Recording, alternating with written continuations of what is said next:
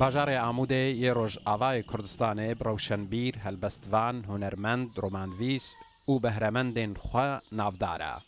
Helbestvan û romanvîs Ebdilmuqsid Elhuseynî yek ji wan rewşenbîrên navdar ên Amûdê ye ku bi zimanê erebî dinivîsîne. Elhuseynî 4 dîwanên helbestan û 3 roman bi zimanê erebî heta niha çap kirine û belavkirine. بشار دواوين الشعر طبع كرد ودول بشتوي بدس رواية كرد من ضد روايات السوري طبعا ويكفي من الكردستاني طبعا رواية. أما مخطوطات قال لك هني يعني مخطوطات دول 20 مخطوطات ترجمنا يعني هاي كسيكي جيتنا يعني از قازم يعني هيفيك هي أف مخطوطات يعني جهك تبني بك متب هالجوان هذا يعني از قازم بس طبع ببن يعني طبع ببن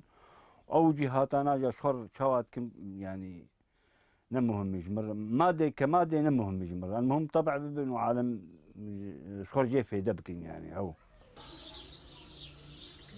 الحوسینی بەحسا سەدەمێن نویساندنا bi zimanê erebî dike û dibêje bi sedema guvaşên desthilatên Sûriyê li ser zimanê Kurdî ji bo wî zehmet bû ku fêrî nivîsandina bi zimanê Kurdî bibe.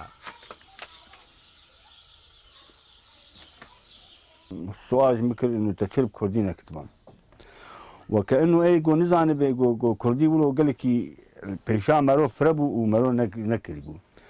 ما مرو نكاريبو ل راديو بسمع بكردي تشتك تنبو يعني اللي بيتك كردي تنبو يعني جو اللي بيتك كردي هبايا خلقيت خس هندري بعرف هذه يعني برز احمد يعني ودور ما يعني ما عربي خنت ومستربي اساسي يعني ترباس بون وما بعربي كتبان يعني ناس سوجي ما يجانا هنا تند بتشرب طب كردينا كتباني المشكله كفايه جا تشرب كردينا كتبان يعني اوجي تسن هنا پشتی دهên salan ji karê fermî Elhuseynî ji karê hikûmetê hat dûrxistin. Lewma jî niha ew bi dukaneka bala sebra xwetîne. مدي حال يعني از بمي نمورو يعني از عاجز ببم از نفسيا عاجز ببم من رابوش خر دكانه كلها هما بالافك هما صبرا خبين كابي خدي شاهد كده و يعني تي فكرة أوروبا سليمتنا يعني